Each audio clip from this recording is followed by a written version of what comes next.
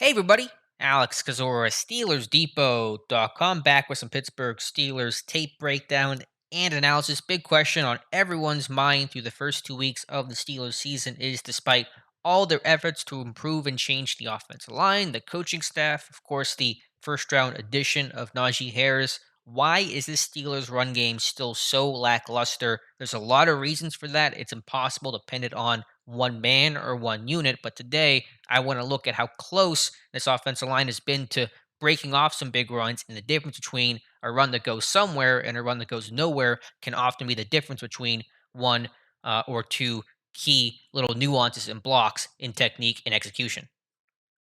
First example here comes on the very first run attempt of the day for the Steelers, a pin and pull scheme toss to the left to Najee Harris. It just goes for a couple yards, and you're going to see Kendrick Green, the center, try to get out in space on, I believe that's going to be number 24, Jonathan Abram, the strong safety down in the box. And if he can make that block and seal the edge there a little bit, Harris can get vertical, get up into the alley, and be one-on-one here with the linebacker. I believe that's either Corey Littleton or Denzel Perryman, and he'll have a full head of steam and a chance to make that play. But Green, unfortunately, just can't get there in time. It is a very tough block to make. There's no question about that. One reason Green was drafted was for the athleticism to try to make some of those plays in space.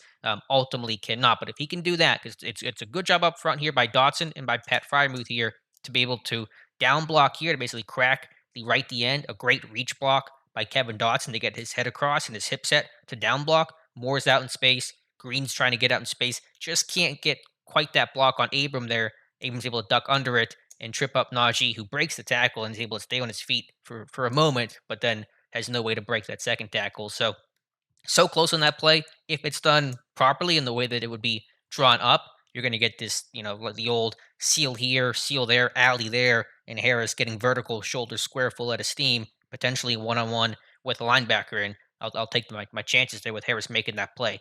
So ultimately, it does not happen, and the run does not go very far.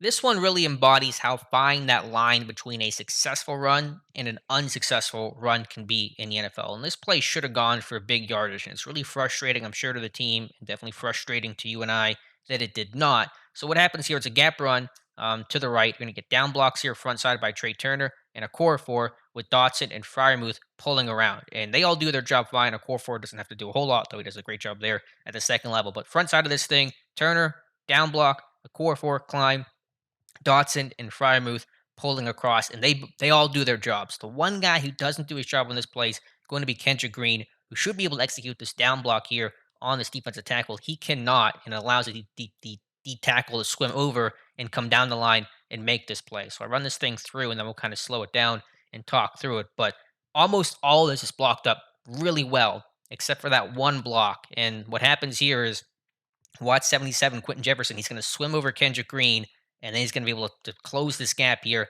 and tackle Harris. Everything else here is blocked as it's drawn up. The kick out blocks here from Dodson, from Fryermuth, the down block here, a core four, free to the second level. I mean, there is a huge gap there. If Green makes that block, he is one on one with the safety. I think he's going to make a play there out in space. But Jefferson able to get down the line and make the tackle, and the run goes basically nowhere. So watch Green here. This should be a down block. It should be pretty easy. He has leverage on Jefferson, but he cannot make it. Jefferson, a really good job here to swim over that. We'll kind of go through it as slowly as possible. Green trying to make the down block, should have it here.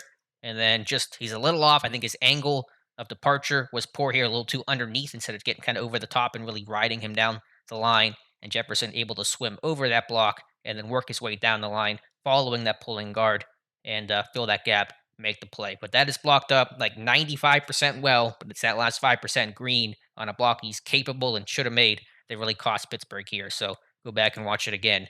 The difference between a good and a great run and a run that goes nowhere is just as small as a down block from the center.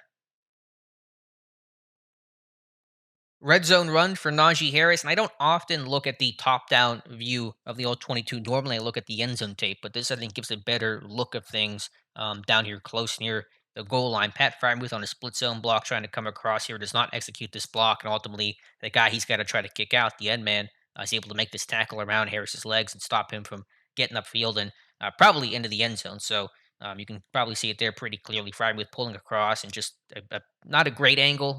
The end man here does a good job to kind of jump inside of this one and makes a tackle on Harris. And there is a filler by Jonathan Abram, which we'll see in the end zone view in a moment. But I think Harris, as big and strong as he is going to be able to get through that gap and be able to get in the end zone. So watch 34 as Fryermuth's going to pull around. Fryermuth can't make the block. It's blocked up otherwise pretty well. And it's that guy coming across that makes the tackle here. That's going to be, what is that, the Wheeler, the Sam linebacker on this play. And so watch him kind of jump in and get at Harris's ankles. And if he can't get that, I think Harris powers his way through into the end zone for a touchdown. Ultimately, I think the Steelers score here. This was Juju's 3-yard touchdown, a nice scheme and design by Matt Canada. But on this play, I think Harris had a strong chance for his first NFL rushing touchdown, and the missed block by Fryermuth cost him here.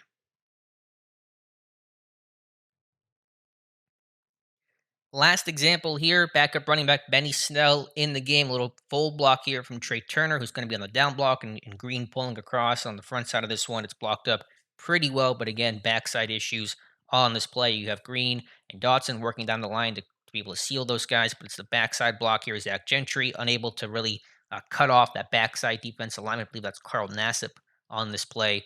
And Snell there, unfortunately, kind of runs out of room, and Nassib makes a tackle for, I believe, what a 1 yard gain. And so it's a tougher block here for Gentry on a base defensive end, but he's got to get his head across and cut this block off so the defensive lineman on the backside cannot work down the line. If he does that, you have a lot of running room. So to kind of play this thing through frame by frame, it's a little gunked up here with Green running into Turner, but still Dotson working down the line. Green's going to have leverage here on 42. If Gentry could have made this block on the backside, there's a lot of space here on the cutback. As Firemouth does a good job too on his block, but Gentry unfortunately cannot do the same on his. There's a lot of space there if hypothetically Gentry's just able to get in the way. It doesn't have to be a great block or a pancake block, but just kind of cut this one off, slow Nassib down, make him work through some trash. And had that happen, Snell's coming off the inside hip here of Green and Dotson, and there's a lot of space to get vertical, and it should be a good run. But again, just one block shy, and Snell goes basically nowhere in a hurry, and that's really emblematic of the entire Steelers running game.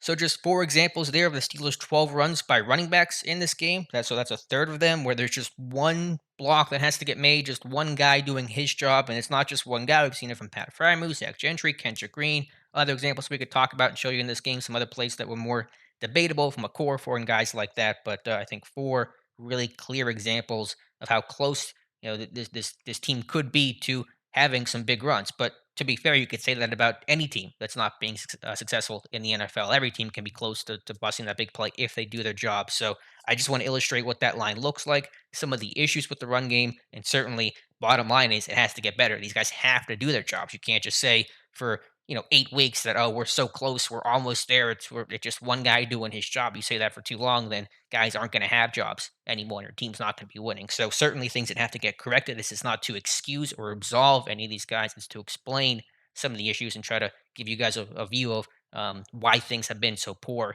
through the first 2 weeks. So hopefully you guys enjoyed this video. If you guys did so, please leave a comment in the comment section below. Please like and subscribe if you guys have not done so already. Thank you so much for watching, and we'll talk to you soon.